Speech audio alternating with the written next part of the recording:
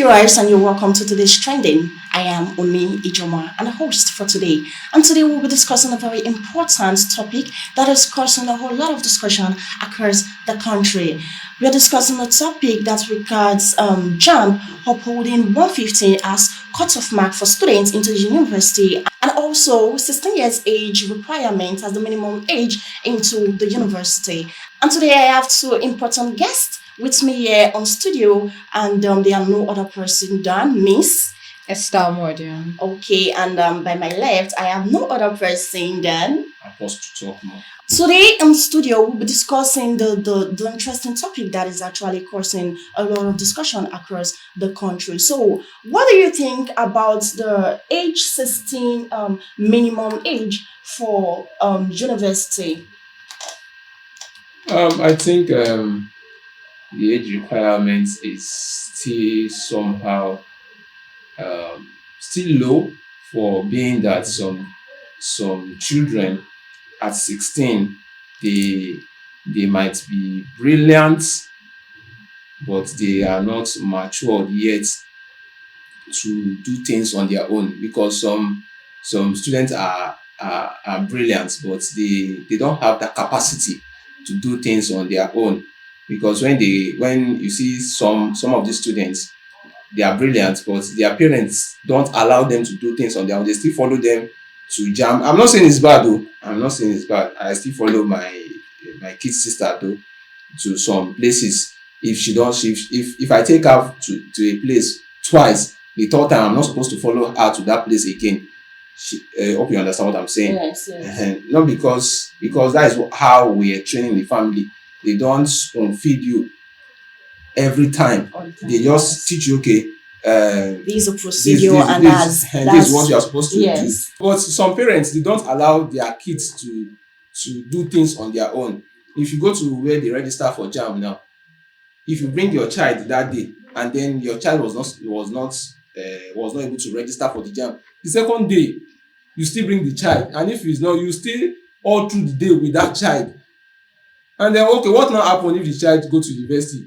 You still want that you still want the parents to. You see some parents following their students all around. They will leave their state for at least 1 week because of a child, because the child is 16 and then or is 17 or is 15. You want to write exam, you wait for the child, you take the child around the campuses, you take them to admin office, take them to dean of faculty, take them to, you see all this. It's just like allow. I'm not saying the age is bad, but at the point is they are not actually matured to make that decision on their own. Okay, yes, but age is a number actually, and you can't you can actually use age for to grade maturity, but age is not really a guarantee for maturity. Yeah. Yes, so I don't get what I'm trying to say. Are you trying to say that at age 16 they are not matured, or at age 16 they are still very small? Yes, they are still very small in terms of maturity. Maturity is not really with age. Yeah, we can still see some students at 2021 that are not mature because of this maturity most times come from upbringing. Upbringing. You can say 15-year-old child is already mature because of the upbringing. Yes. Because of the upbringing. But this generation we are now, when children are giving birth to children, you see that how can a child train up a child? So you see that the maturity is still, you see some parents now in this generation we are now, this 16 for me is still low. I think the age should have just been 18. I know it will disturb some people from going into university at the early stage. This is just if you have the money, you take them to a private university. That's it. All right, Miss Esther, what do you have to say about the topic today? Well, for me, just like he said earlier, I the age, the 16 years old for me is quite okay. Just like he said, it's still a little bit low, but at least it's better than the age 15. Okay. My reason is because these days we find a lot of young children in university, most of them don't even know how to go about things in university. They still need some directions to go about things in university. And the university space these days, the educational system, the way it is now, for me, I feel it's just a little bit too rigid for their mental health. I don't think they are mature enough mentally to face the issues they have in the university. Yes. I think they should leave these children to be like a little bit mature enough to face life in school to an extent before they get into school. Yeah, because even at age 18, we find it very difficult. Exactly Yes, my in point. school. Then talking about age 15, 16, it's really, really too low. It's really, really too low. So, regarding the second topic, JAMB cutoff mark at 150, what's your take on it? I would say, first of all, the cutoff mark. How do they arrive at 30 something percent of 100? In when you are writing exam and you get 30 something percent, that is total failure. How do you expect that mark to take you to university, and then an educational body coming out to tell us that 150 that is supposed to be failed, and you are using that cutoff mark to put in student into the university? If I have a child that got 200, she will still sit down at home. That child will be at home first until he or she realize that, okay, you have to work hard, study hard for this score, because it's your level of knowledge. Well, because when you get they said 140 for school of nursing or school of health, I don't understand. Now you are using 150, 140, even at 200. Just sit down at home till you are ready. Okay, what you're trying to say is that if your child should score 200 and going for a medical course, you would ask the child to sit at home. That means if you are saying you got 200 over 400, is it not it? Yes. Then they wrote 4 subjects during the JAMB. I assume they wrote, because so they wrote 4 subjects during JAMB. Then maybe English is 50. That is still half, is still poor. Okay. Mathematics maybe 50. Then maybe all these science subjects now is still 50, just 50. It's still poor. Yes, I get what you're saying, but with the requirement now, that's to say it's a better score. 200. Yes. It's not. It's just half. If see this half 50 over 100, just like let my people go. This is, see, in some countries where educations are being valued, 50 is fail. You see, Sure. in some countries their credit is 70. You have to, before you have distinction, you have to get 90 something. Not we that we use That's 70. very true. Not Yes. we using 70 as distinct. We use 70 as A in Nigeria. But when a country that is working, you don't use 200 as even cutoff mark. You use it so that, see, all these children, we know that they don't read again. Most of them don't read. But this 150 is too small. That's to say anybody can be in school now. Yes, anybody can be in school. When we get to that, to discuss that, because not even with 300, some people will never even still be in school because of what the educational system, in fact, what the country has turned into. You might have 300 now, you will still not be in school. But you see somebody that have 100 in JAMB, will still be in school. So you get, because of what the country, the corrupt system that has turned to.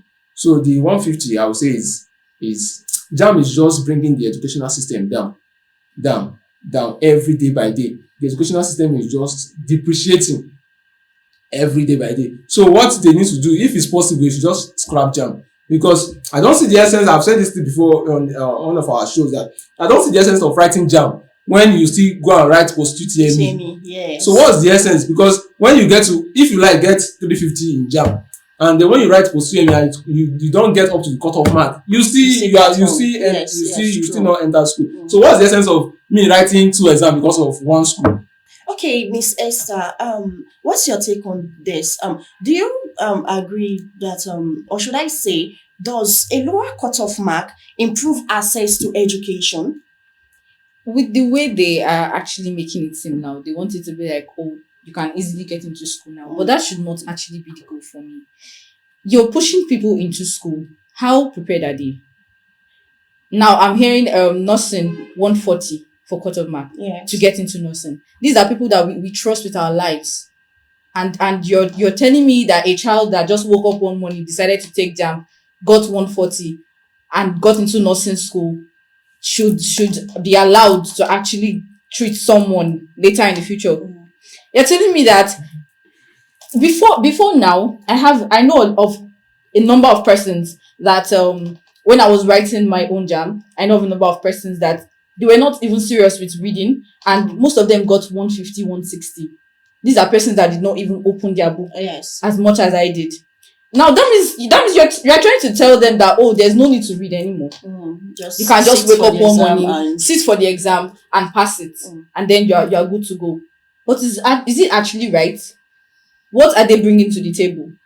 They are supposed to be they're supposed to be able to bring something out. Like when you see them, you know, yes, this person is grounded.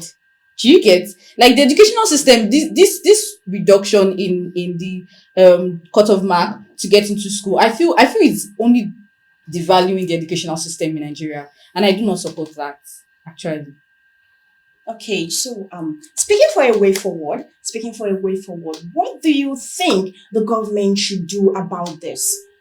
They've made their decision, yes, but we are citizens and they are there because of us, right? Now, what do you think that the government should do about this? What's the way forward on this? First and foremost, the government has made their decision, and that is where the schools need to come in. I can't just, as if I'm a school owner, if I'm a school owner or a board of trustee or a chancellor or a vice chancellor of a school, you can't come into my school with 200. You can't come into my school with your 200 cutoff mark. That's why most schools, they don't use JAMB Yes. as requirements. Yes. Just get their Post-UTME. post-UTME form, or just come and write their school exam. There was a school I worked then. It was a private university. They don't just come in with your WAEC, then write their school exam. If you pass that school exam to the cutoff mark they want, they will give you admission. But now you are coming with 150, like she said, nurse. That means she got 30 in People physics. we entrust our lives with. Like, That means she got 30 in physics, and that 30 now maybe it was by okay, it might be A, it might be B, it might be A, She it might be B. guess what? yes. So maybe A, B. That was I think that was what the person was doing to get 30 over 70, and then because by the time you get 30, that is 60. Then maybe one place you get 40, it will give you 140, Yes. and then you say I have passed. You failed, and then you are giving somebody that has failed JAMB an admission where they will not even give you, because definitely the person will still fail the post-UTME. You will not get it because It's not really a guarantee that if this is a the direct, person is going to fail the post-UTME. it's a guarantee. It's a guarantee. You never can tell. Yes. I recall the last JAMB, there was some kind of errors and a lot of persons failed. Yes, so you never can tell. It's not really a guarantee that if you're unable to pass the JAMB, then you will not be able to pass the post-UTME. See, most of the students now, most like say 80% of students we have now, or they don't read. They don't read. Yes. And then they read during maybe when the exam, 2 days to exam. when the A exam week is. or 2 weeks to Yes. the exam. If it's 2 weeks, if I read 2 weeks before the exam, I will go out in flying colors. 3 days to exam. Some people read. I don't know how you want to cover a school syllabus, for just a day or 2 days to exam. That means you just cram. In fact, if you cram, there's a way you cram. Immediately you enter the exam hall, and those things you cram, and that is what the lecturer said. The thing will first fly off you, because out of excitement, the thing will first fly out of your head first. So before you record them out, it will take time. So most of these students now, they cram, they do cram work, and then you as a nursing student, they don't do cram work in nursing, because most of all these names are almost similar. Hyper something. This one is hyper. This, so when you get to your school now, you now start doing guesswork. Then you now be giving people injection on the head, And and I think ampicillin can work for malaria. Yes. Let me try so, it out. So you now be doing guesswork. The government should do better, and the government now is the one encouraging this, encouraging it, because you are giving 150 as a cutoff mark.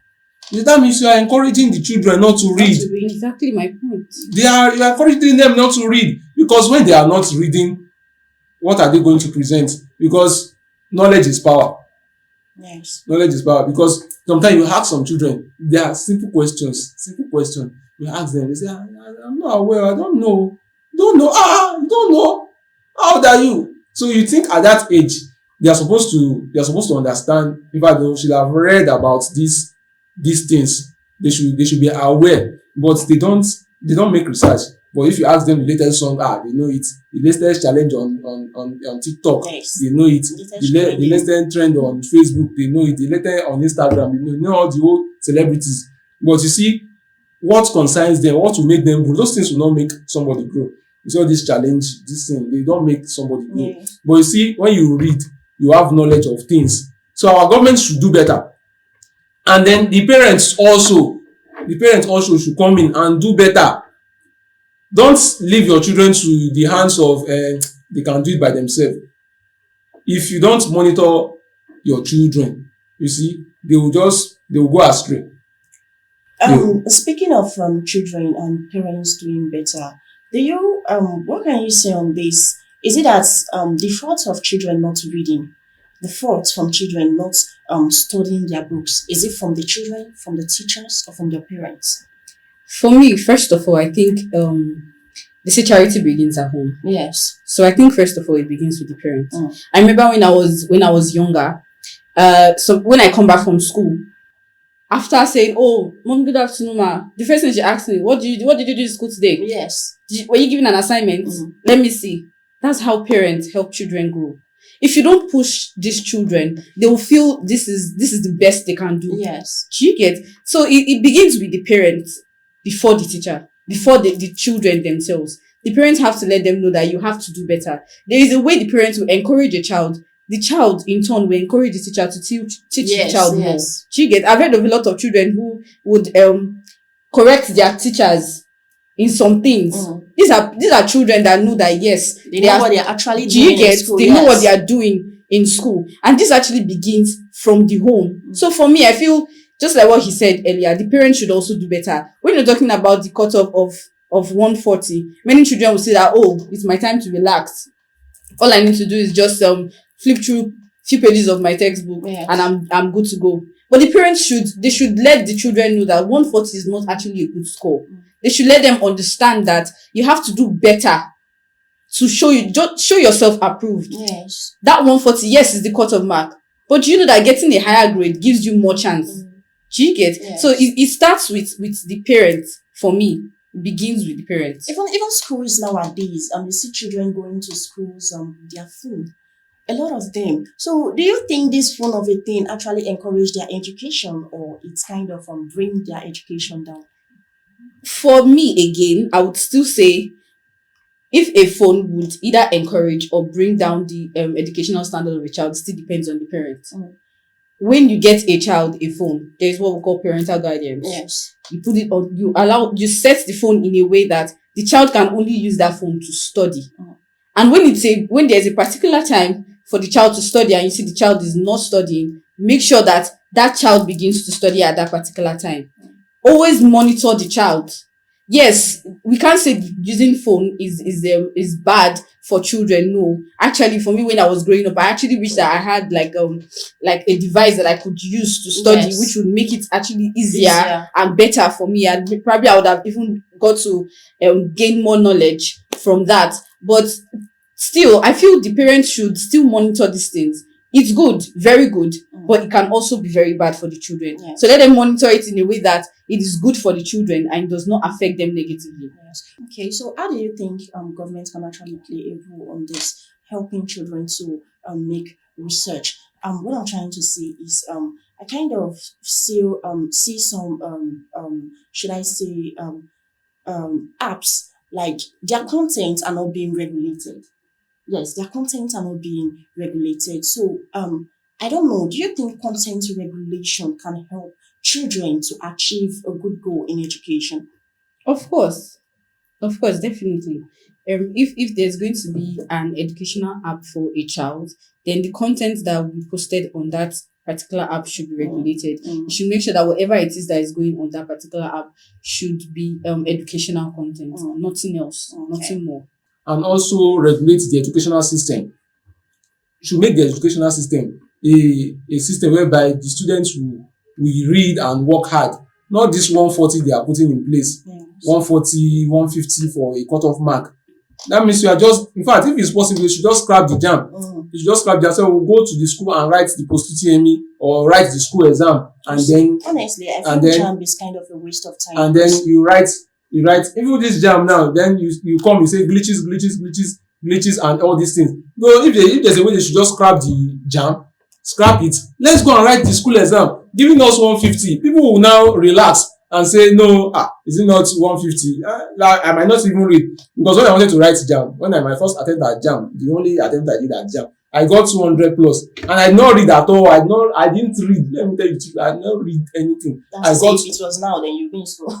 I would have been in school now, so I didn't even read that. I didn't even read, but I got 200 plus, just because maybe I had knowledge of what's Yes. the exam, and it was a computer based. So I don't even know how I did it, but I got 200. So 200 plus. So now looking at this now, that was then. Now look at if it was now, then you not read at all, you got 200.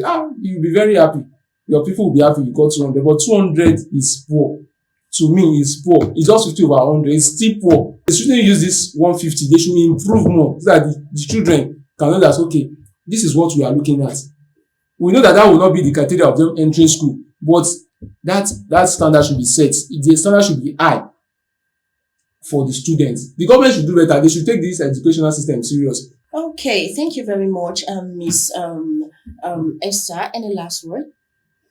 I would just say that government should do better, just like he said earlier. 140, 150, 100 is not a cut-off mark for or a criteria to get into the university for me. It's too poor. It's devaluing the educational system of the Yeah. country, and that should not be accepted.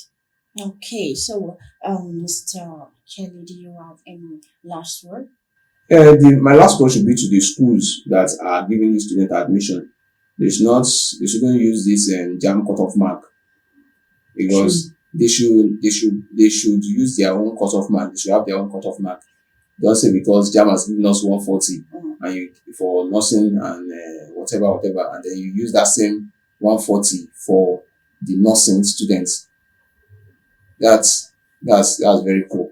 Give them your own school exam. Let them write their school exam. Let's see their capacity. Their capacity now, because you say sometimes you say, okay, maybe because of the computer they use, maybe there was some errors and all these things. Okay, give them your school exam. This is our cutoff mark. Forget what you have. Forget what you did in JAMB. This is our school cutoff mark. Okay, work towards getting this cutoff mark, because when you get this cutoff mark, then they will not give you what you desire. So you get, because if you give them 140, I will still relax now. I will not read. I'll just want to write it, because if the school is giving me 140 also with the way same thing with JAMB, I will not read. I'll just go there and do my thing.